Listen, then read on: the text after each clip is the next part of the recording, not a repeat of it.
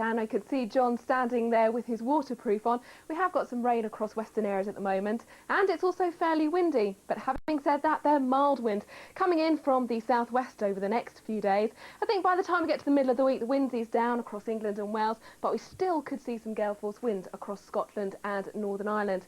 Now, I mentioned that rain, it is heaviest across western Scotland. As we move further south, it's slightly more patchy and also lighter. Now into this afternoon, we keep a lot of cloud across the United Kingdom. I think that more persistent rain will sink its way further south across Scotland, so we might just start to see something a bit more showery edging in towards northern areas. But despite all the cloud, it is mild. We're looking at temperatures of, say, 13 or 14 degrees. And we keep some rain around overnight tonight. It will tend to fade away for a time before some heavier rain returns across Northern Ireland and also western Scotland through the early hours of Tuesday morning.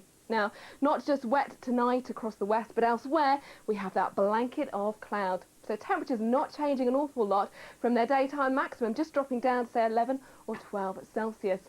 So for England and Wales, come tomorrow morning, it will start off mild, but we'll still have a lot of cloud, mist and murk with some drizzly weather in the west and also some coastal fog across more southern and western areas.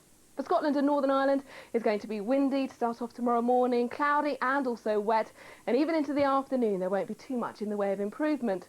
Meanwhile, for South East England, certainly across inland areas, we could just start to see some brighter skies extending their way in, and temperatures responding, highs of around 16 degrees Celsius.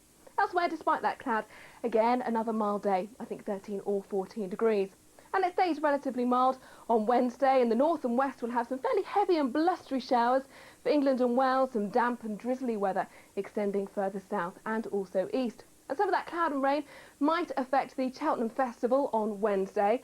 By the time we get to the main day on Thursday for the Gold Cup, at the moment, it looks like it's going to be dry and bright. But a word of caution here, because we are sandwiched in between two weather fronts. One which should clear away from the southeast, then things turn drier for a time, and yet we'll see more rain moving into western areas later on in the day. By the time we get to Friday, I think the rain will have quickly cleared out of the way. We'll see some brighter skies with one or two blustery showers in the north and west. And then later, more rain moves into the southwest, a top temperature of 12 or 13.